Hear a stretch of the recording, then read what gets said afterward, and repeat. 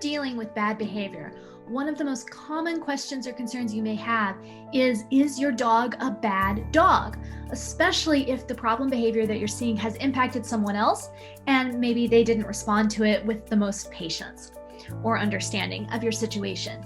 The good news is when you're dealing with harsh behaviors, whether it's aggression or anxiety, a lot of times these things are fixable and there is hope. So let's dive in a little bit and talk about this issue.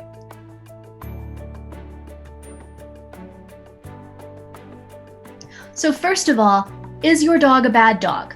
The answer that I would give is most likely no. If I could have my clients memorize one phrase when they first start working with me, it's this: behavior does not happen in a vacuum. That means there is always a reason for the behavior. So whatever your dog is doing, there's a reason. And when we address the reason, the behavior solves itself. A lot of times these reasons are emotional, and that's why we miss them. So we don't think about the emotions that are building up and creating fuel to cause the behavior, but that's where we should be intervening. So no, your dog is not a bad dog. He's just feeling some emotions that maybe he doesn't know how to appropriately respond to, or that are overwhelming for him. And when we address those emotions and your dog starts to feel better, the behavior will go away and your dog will start to act better.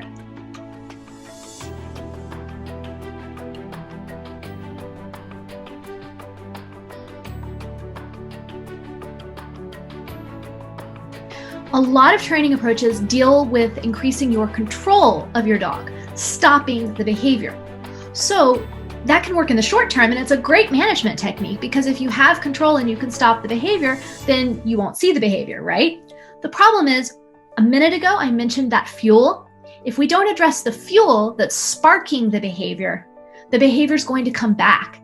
And dogs learn to work around interventions that we may do to stop the behavior. So all it's really doing is it's like putting the plug in a pressure cooker. It's just building and building and building that emotional fuel because now the dog's not expressing the emotion, but the emotion hasn't changed, which means it's still there running in the background and it can still explode at any time, resulting in increasingly unpredictable behavior.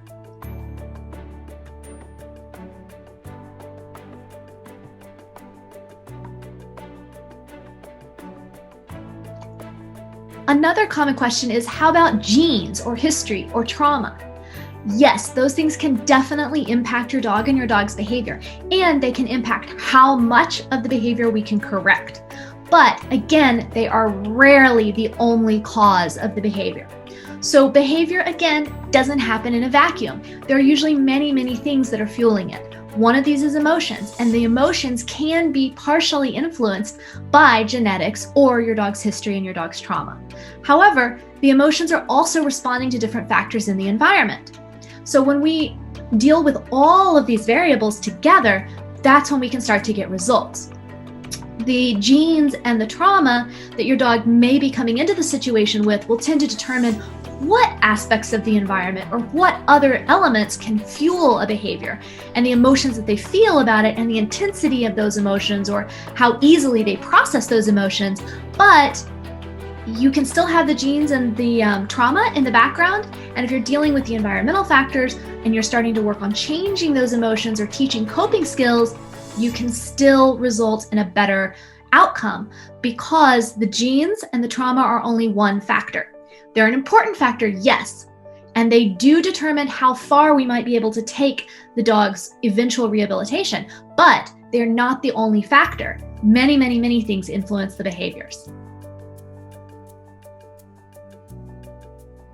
So, is it fixable? In most cases, behavioral problems can be improved to the point where they can be managed or the client is satisfied with the result. Since genes and trauma are rarely the only factor that are influencing or impacting a situation and creating it, then they're rarely the only factor that influences the prognosis or your outcome in the end. And since your dog is not likely just a bad dog, but they're responding to emotions and things in the environment, when we can work with those, we can create a different result. As those things that are fueling the behavior are dealt with, your dog is free to be the sweet and loving family companion that you know he is. So In summary, most things may not be 100% fixable in every single case because of the influence of genes and trauma, but they're almost always improvable, and in most cases, they can be fixed to a degree where it is livable and where clients are completely satisfied with the results that they're getting. So if you're dealing with a difficult, challenging behavior, just remember, there is hope for you and your dog, but it all hinges on you addressing what's fueling that behavior, not just controlling the behavior itself. When you do that, you can change your dog's experience in the world, and they're going to be happier. And when they're happier, then their behavior is going to be better, just by default. If you would like to learn what's fueling your dog's behavior and begin to address that, then don't hesitate to reach out. I would love to talk to you, and I'm happy to work with you and your dog.